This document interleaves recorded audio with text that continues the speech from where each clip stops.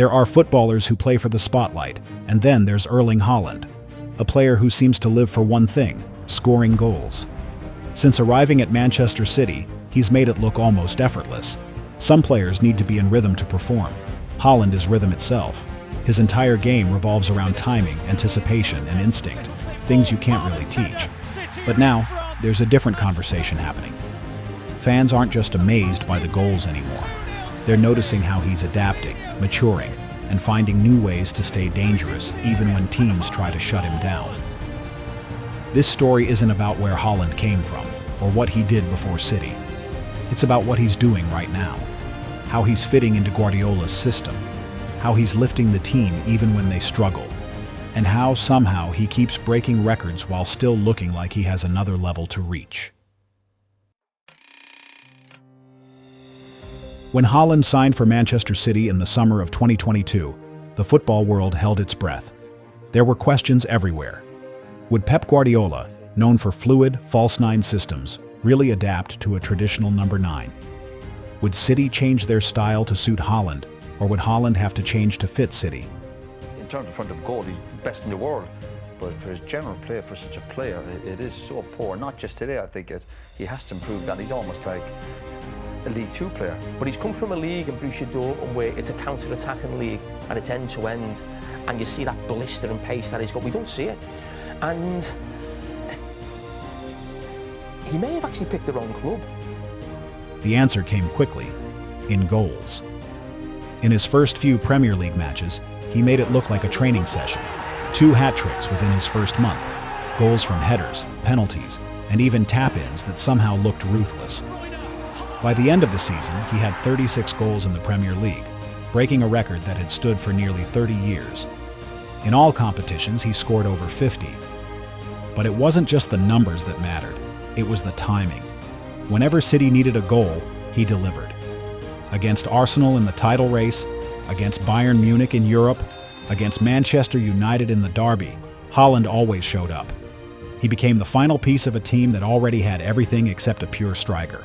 And with him, Manchester City finally did what many thought they never would under Guardiola. They won the Champions League. The treble wasn't just a team achievement.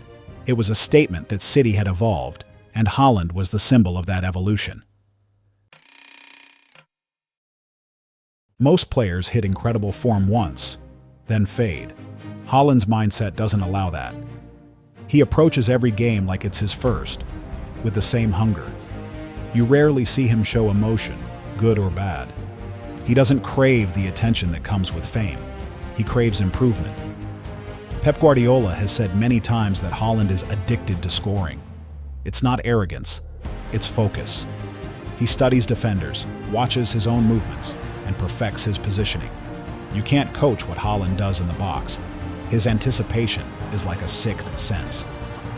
And while many fans call him a tap-in merchant, that actually proves his intelligence. The best strikers don't wait for highlight reel moments. They find the most efficient route to a goal, even if it looks simple. Haaland's simplicity is his genius. He doesn't overcomplicate the game. He plays it the way it was meant to be played. Get the ball, finish the chance. Every great team eventually faces a dip. For Manchester City, that came after their treble-winning season. The schedule was packed, fatigue started to show, and injuries arrived at the worst times. Kevin De Bruyne missed a big part of the season, some key defenders were in and out, and Pep had to tweak tactics just to keep balance. For most teams, that would mean a drop in goals. For Haaland, it was just another challenge. Even when City weren't playing their sharpest football, he found a way to stay relevant. In some games, he'd barely touch the ball for 20 minutes, then suddenly appear in the right spot to score. That's the kind of striker he is, invisible until it matters most. It takes patience and mental strength to play that way. Many forwards lose focus if they don't get involved often, but Haaland waits calmly, trusting that his moment will come. When De Bruyne returned, you could instantly see the chemistry again. Their partnership is one of the most lethal in world football. De Bruyne's passing and Haaland's timing fit perfectly. And even during the tougher matches, when teams sit deep and close every passing lane, Haaland's presence forces defenders to stay alert for 90 minutes. He stretches the back line, makes runs that open space for Foden or Bernardo, and constantly occupies 2 or 3 defenders at once. That alone changes games. He's also learning how to influence matches when he doesn't score. You can now see him drop deeper at times, linking play, pressing more, and holding up the ball to draw fouls and slow the tempo. He's quietly adding new layers to his game without losing what makes him special, that cold, goal-scoring instinct.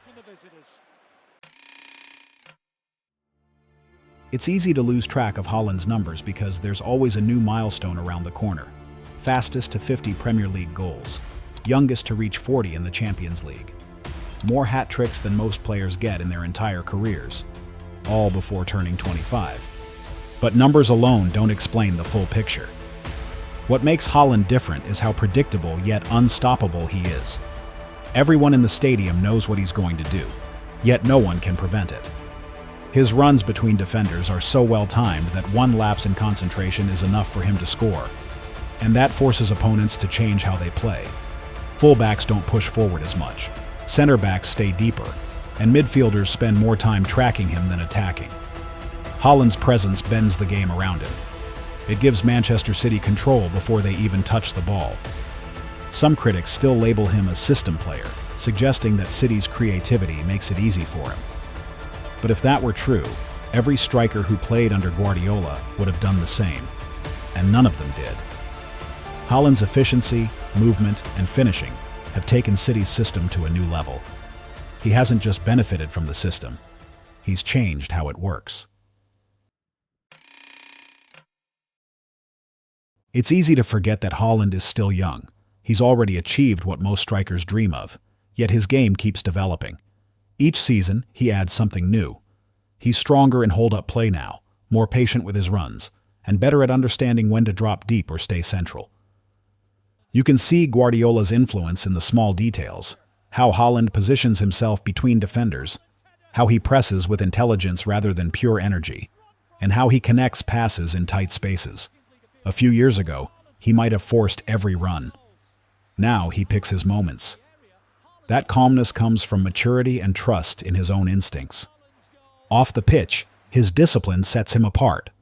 Haaland is known for strict routines, from his diet and recovery to sleep patterns.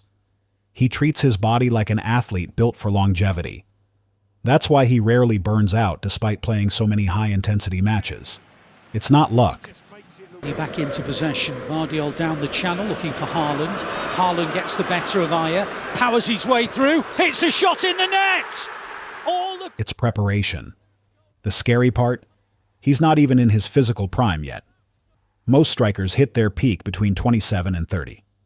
If Haaland keeps this consistency, by that time we might be talking about one of the most complete goal scorers in football history, not just for his numbers, but for how long he's sustained them. Haaland is a special striker. You know, I think it's because he's so strong. He's strong, he's quick, he got all the attributes to make a defender's life very, very difficult. I think Haaland is very intelligent in the way he's playing. He doesn't touch the ball more than he needs to. I see he has this killer instinct. Even if he has a hat-trick, he still wants to score the 4th goal, 5th goal. And I think he's in the perfect environment. I think his movements in the box is probably some of the best we ever seen. So when people say Haaland is peaking, maybe they're right, but maybe he's just settling into his normal.